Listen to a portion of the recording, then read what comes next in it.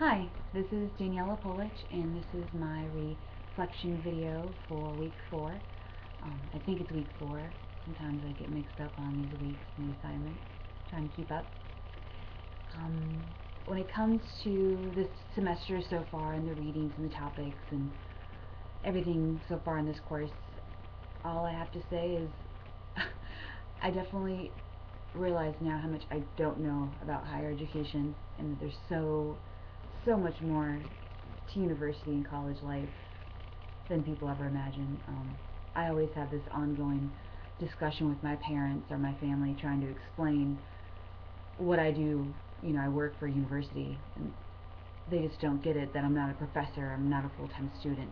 They don't get that there's a whole world of staff and people that help run the day-to-day and the future of universities and colleges. So I think people take advantage of all the avenues of higher ed, and that there's so much to learn and so much put in it, for lack of better terms. I feel like we've covered so many different topics in this course that deserve so much more time and discovery. I know we've been reviewing the legalities of these important areas, but sometimes I wish we had the time to dive deeper, beyond the legalities or legal aspects of these topics. But perhaps there's going to be courses or semesters where we're going to be able to do that.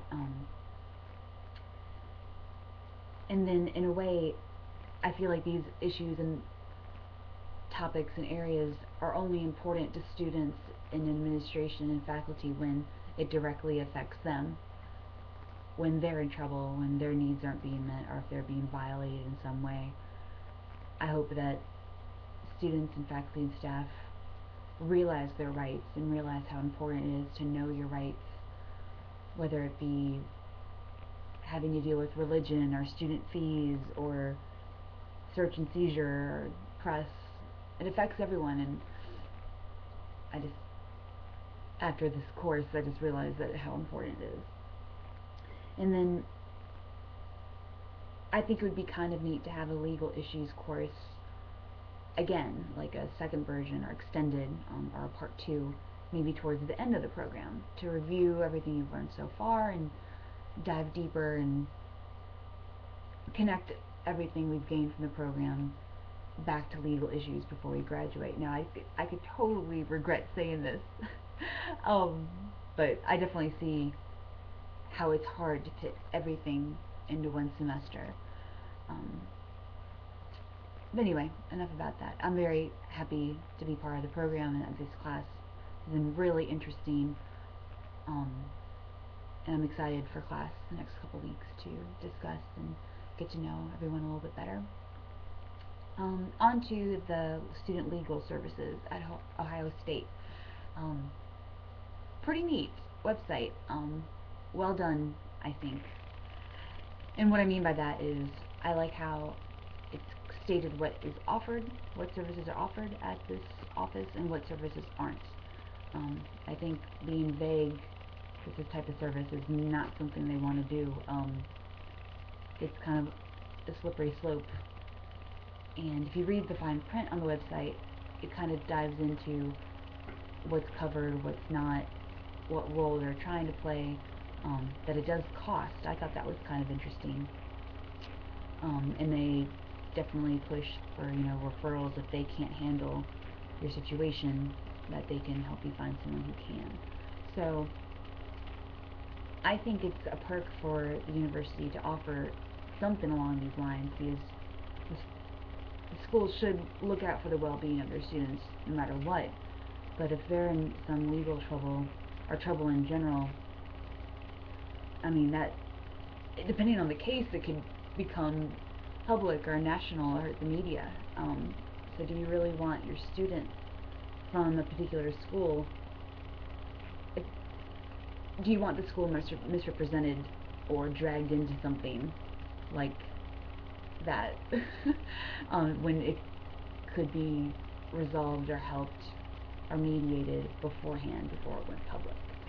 I hope that makes sense. But Hopefully you guys know what I'm talking about. I think it'd be really neat to have someone come and talk to us about representing students and the legal services in general at a university, whether they're offered to students or not. Like, I know all universities have like a legal team of some sort. It'd be kind of neat to have someone come in. I know Steve Miller here at UNCW, he was the paralegal for UNCW, but he got promoted like general counsel something. He's a really great guy, and I bet he'd come and talk to us. My brother works for UNC Chapel Hill, and he just graduated and got his law degree. So we could always bug him some advice or perspective, or he'd be a good resource for some of us if we ever need any questions or anything.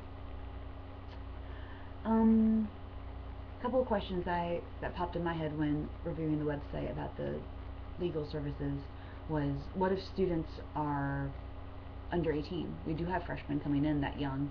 We do have high school students taking classes. Would this be offered to them? And then also FERPA laws.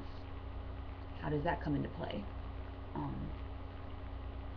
think it would be a red flag of some sort, but who knows? Maybe they dive into it a little bit in their catalog or somewhere in the website.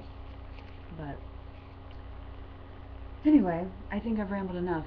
I see I'm at the 6.5 minute mark, and I don't know about you, but I'm sure you're probably sick of hearing my voice by now. But either way, happy to be here, happy we're covering these topics, and I'll see you guys next week.